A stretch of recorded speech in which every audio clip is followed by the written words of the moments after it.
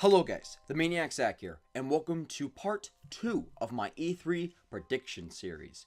Today, I'm going to predict what Microsoft and other third-party companies will show off at their E3 presentation. Now, I know I said in the announcement video that I was going to save part 2 for just Xbox, and that part 4 will be for the third-party games, but I changed my mind because part 4 would have been released the week of E3, and then it would be like only a couple days for people to watch before E3 happened. It would have just been too crazy, you know? And since Xbox doesn't have that much that I can predict, I decided to throw in the third-party games in this part of the video. With that said, here are some things I think Microsoft will show off at E3 2017 for their Xbox division. 1. The Project Scorpio. Now, out of everything that I am predicting in this entire series, the Scorpio is up there in terms of things that are very likely to happen. Why? Because the Xbox One sales have been doing so well compared to the PS4, and Digital Foundry recently revealed the specs of the Project Scorpio, and since the console's coming out in holiday 2017, it's pretty much guaranteed that we will see a full unveiling of the console. So here's what I think Microsoft will show off in the Scorpio's unveiling. Now, we're probably going to see some info about the official name of the system because, remember, Project Scorpio was never intended to be the final name of the console, just like how the Nintendo NX was only meant to be the code name for the Nintendo Switch, not the final name for it. And we're probably going to get info about the price of the system, and since it's going to mainly focus on 4K gaming, which is a relatively new piece of technology, I wouldn't be surprised if it's double the price of the original Xbox One or Xbox One S. Probably somewhere around $500 to $600. And since this is going to be an unveiling of the Scorpio, it's no surprise that we're going to see some info about when the system comes out, like the official release date. Because all we know is that it's coming out in holiday 2017. And since the Scorpio is going to be an upgraded Xbox One and not a new console like the Switch, we'll probably get some comparisons between the original Xbox One and Xbox One S and the Scorpio itself. And finally, we'll probably see games that could be exclusive to the Scorpio and take advantage of its 4K technology. Now, this is the perfect segue to my next thing that Microsoft will show off for the Xbox line of games. A Halo reveal. Now, 343 recently stated that Halo 6 will not be at E3, which is weird considering that in 2013, 2 years before Halo 5 came out, they showed off a teaser, and now this would be 2 years before Halo 6 would come out, and there's no teaser. That's weird, but okay. And 343 recently confirmed that there won't be a Halo 3 anniversary, and not just the reveal, but it won't exist at all. So if 343 mentioned that there will be a Halo reveal at E3, but it won't be Halo 6 nor Halo 3 anniversary, what could it be, you may ask? Let me predict.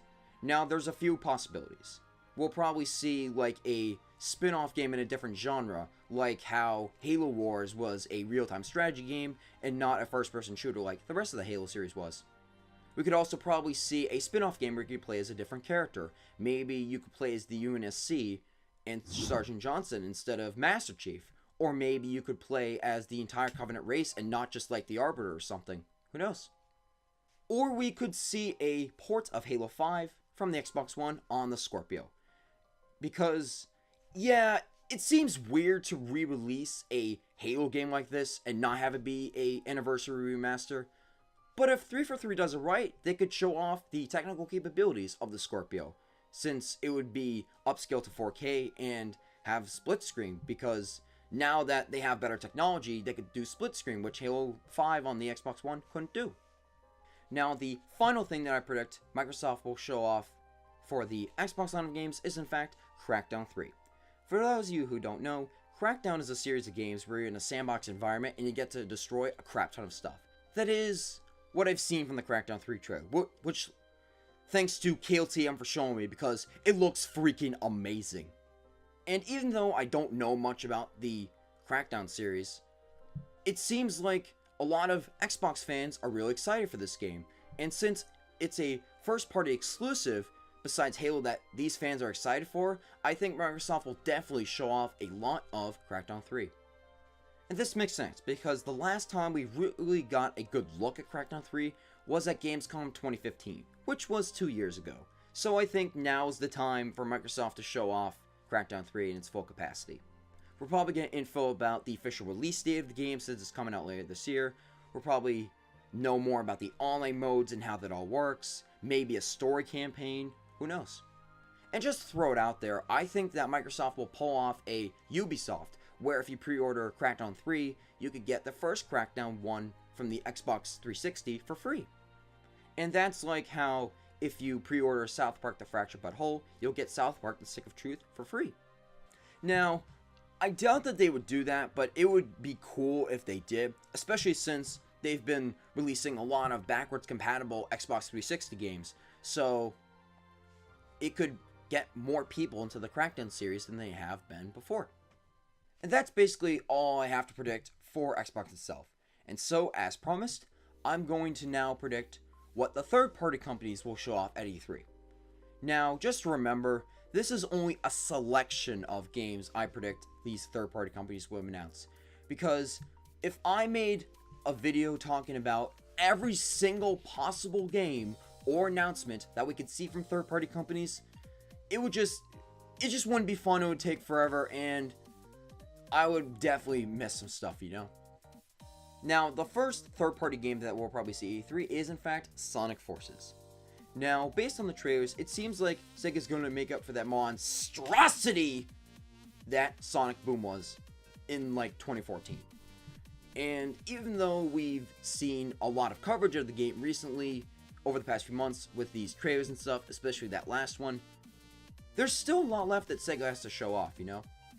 First, I think we're going to see the full release date of the game, since all we know is that it comes out sometime this holiday.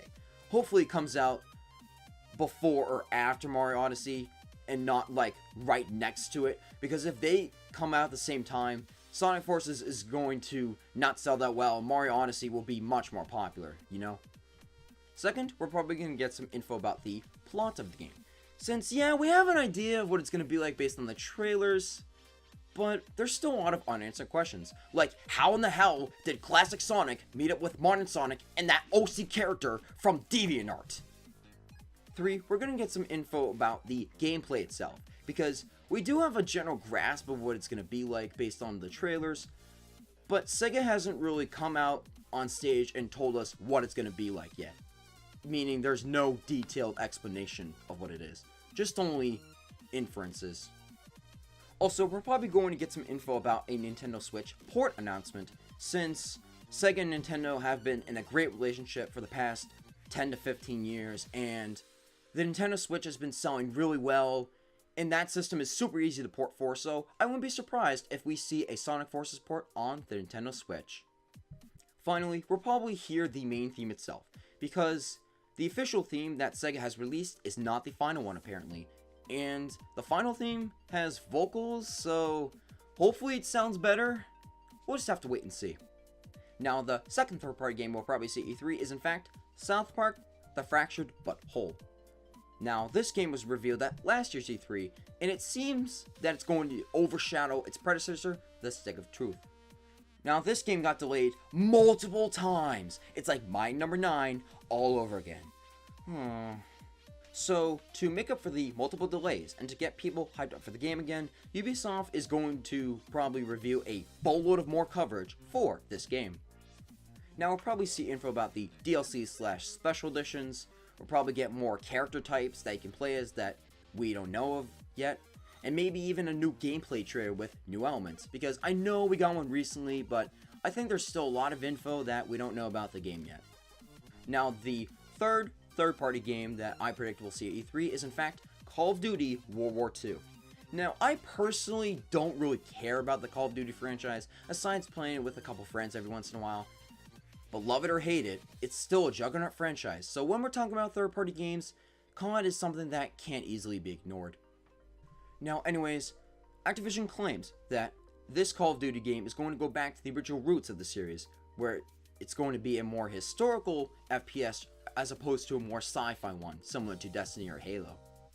Now, in order to do this, Activision will have to do a lot of coverage of this game to convince the older Call of Duty fans, wait a minute, this game brings me back to the older days of the franchise. Hell yeah, screw Advanced Warfare and Ghost. This is gonna be great. Maybe we'll see a Nintendo Switch port announcement, because it would give the console the third-party support it truly needs. And we have seen some Call of Duty games on the Wii, DS, and GameCube, so it shouldn't be that hard to port them. So yeah, that's all I have to predict for what I think will be shown off for the third-party line of games, as well as what I think Microsoft will show off for the Xbox line of games. So check back next week, where I predict what Sony will show off for the PlayStation line of games. I'm really excited for this upcoming part, because this will be the first video I've done on this channel where I've talked about Sony/PlayStation in depth. So be sure to subscribe to be notified when future videos, including the rest of the prediction series, will be released.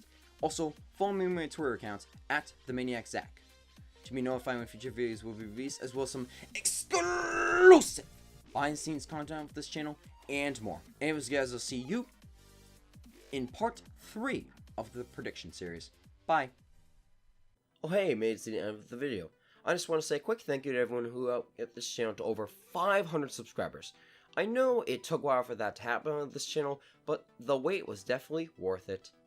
Anyways, if you missed last week's part of the series where I predicted what Nintendo could show off at E3, click on the right. Or if this video got into the mood to watch a Halo video, click on the left to watch how to fix the Rec Pack system in Halo. Anyways guys, I gotta start working on the next part of the series, so I'll see you guys soon.